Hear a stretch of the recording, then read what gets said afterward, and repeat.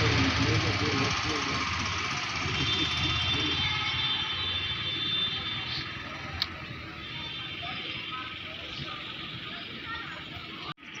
आपका स्वागत है इस समय मीडिया में विशेष बातचीत करने के लिए। धन्यवाद। ब्लॉक नंबर 7 से श्रीमती रंजनी शर्मा इस समय भारतीय जनता पार्टी से चुनाव मैदान में हैं। प्रतिनिधि के तौर पर एडवोकेट सुभाष शर्मा इस समय आप मीडिया से विशेष बातचीत कर रहे हैं। क्या एजेंडे, किन मुद्दों को लेकर जनता बीच में जा रहे हैं, क्यों जनता इस बार आपको वोट करेगी? सबसे पहले तो मैं मीडिया बंधु को धन्यवाद देना चाहता हूँ। जनता मेरे को वोट इसलिए करेगी कि मैं 10 साल के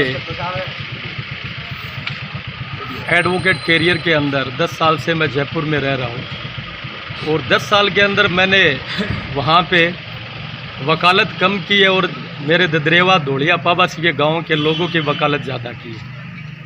उदाहरण के तौर पे ददरेवा गांव का, धोलिया गांव का, पाबासी गांव का कोई भी व्यक्ति अगर हॉस्पिटल संबंधी वहां पे पहुंचा है तो मैंने आधी रात को उनकी मदद की है। गांव के जितने भी सार्वजनिक काम थे उनमें बढ़ चढ़ के मैंने हिस्सा लिया है, चाहे गौशाला का काम हो, कोई शिक्षा का काम हो, चाहे खेल से संबंधित कोई भी काम हो, प्रत्येक मुद्दों के अंदर मैंने आगे बढ़ चढ़ के गाँव का सहयोग किया है और आगे बढ़ चढ़ के उनका साथ दिया है। इसके अलावा कोरोना काल के अंदर, ये वैश्विक महामारी के अंदर गांव के सहयोग से, गांव के युवा साथियों के द्वारा, बुजुर्गों के द्वारा हमने यहाँ पे जनता रसोई के माध्यम घर घर तक खाना पहुँचाने का भी काम किया है।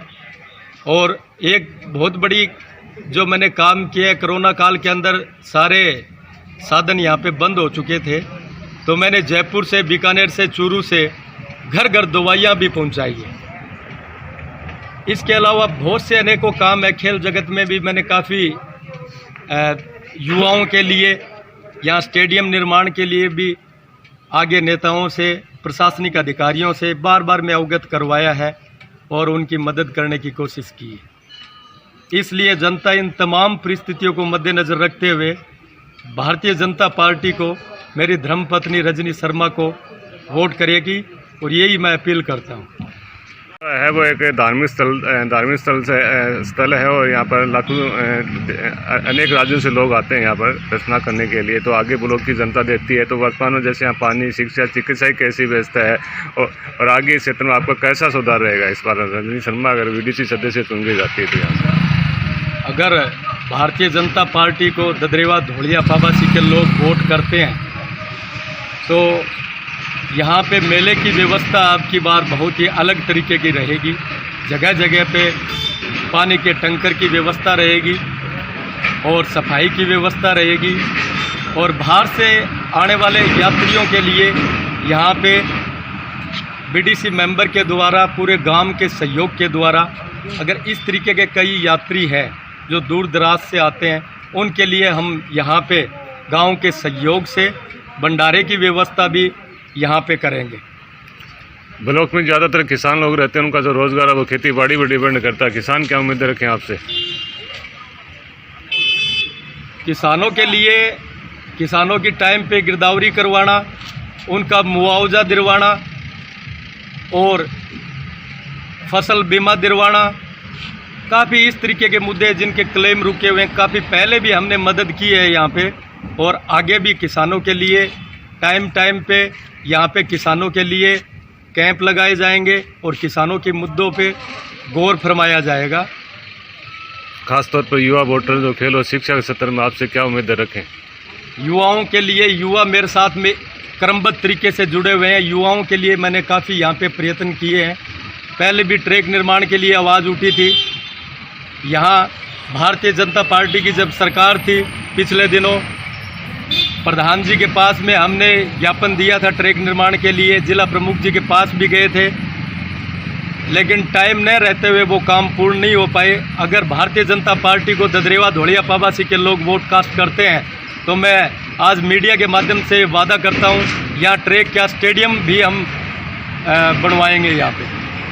लेकिन ब्लॉक की जनता का कहना है कि जो वीडीसी के जो उम्मीदवार होते हैं वो चुनाव जीतने के बाद जनता के बीच में नहीं रहते हैं। आपकी क्या सोच रहेगी? देखो साहब, मैं तो पिछले 10 साल से जनता के सुख दुख में खड़ा रहा हूँ और पिछले 12 महीने से तो एकदम यहाँ पे जयपुर छोड़ के जनता की सेवा में लगा हुआ हूँ दिन रात। अगर इस बार ब्लॉक की जनता मौका देती है तो क्या मीडिया के माध्यम से विश्वास दिलाएंगे कि आप उनके विश्वास पर खरा उतरेंगे? बिल्कुल बिल्कुल खरा उतरेंगे, जनता के बीच में रहूँगा और जनता का दिन रात जनता की सेवा करूँगा। ये मेरा वादा है सभी ग्रामवासियों से, ददरेवा धोलिया पाबासी के लोगों से, कि जब भी आप मेरे को याद करोगे, चाहे आधी रात को याद कर लेना, आपका ये जनसेवक, आपका ये सिपाही हमेशा आपके लिए तत्पर रहेगा। बहुत बहुत धन्यवाद आपका मीडिया से विशेष बातचीत करने के लिए। हम आपके उज्जवल वैसे ही कामना करते हैं इस बार ब्लॉक नंबर 7 से श्रीमती रंजनी शर्मा को यहाँ से विजय मनाएं। Thank you. आया समुद्र जी, महेंद्र चौधरी ग्राम पंचायत ददरेवा से हैं और पीछे आपने सरपंची का चुनाव लड़ा है, समाज सेवी हैं, युवा हैं, तो क्या सोच है, क्या उम्मीद है, क्या कहेंगे पंचायती राज चुनाव 2020 को लेकर इस बार? एक नई उम्मीद और नई सोच के साथ चुनाव पीछे भी लड़े थे और अब भी लड़ रहे हैं। तो जनता की सेवा करेंगे, जनता के लिए हरदम खड़े मिलेंगे। भारतीय जनता पार्टी को वोट दो। हम भारतीय जनता पार्टी के साथ जुड़े हुए हैं, भारतीय जनता पार्टी के सच्चे सिपाही हैं। ग्राम पंचायती विकास की कड़ी है, लेकिन जब भी चुनाव आते हैं तो वही मुद्दे जो उम्मीदवार चुनाव लेके आते हैं। इस बार भारतीय जनता पार्टी ने जो उम्मीदवार उतारे हैं, क्या लगता है वो जनता के बीच में रहेंगे, उनके विश्वास पर कायम रहेंगे? भारतीय जनता पार्टी के उम्मीदवार बिल्कुल जनता के बीच में रहेंगे। जो वादे कर रहे हैं क्या पूरे कर पाएंगे? पूरे करेंगे। अभी पूरा देश देख रहा है भारतीय जनता पार्टी का कार्यकाल। 70 साल की जो कांग्रेस की नींव थी, उसमें भारतीय जनता पार्टी का एक ऐसा पौधा लगा है कि उसको बिल्कुल कमज़ोर कर दिया है। छोटे से छोटे मेंबर से लेकर बड़े से बड़े लोकसभा सदस्य जनता के बीच में रहता है, जनता के लिए हरदम तैयार मिलते हैं। चाहे वो कोई भी काम हो, किसी भी प्रकार का काम हो, जनता के लिए भारतीय जनता पार्टी तैयार है। बहुत बहुत धन्यवाद आपका मीडिया से बात।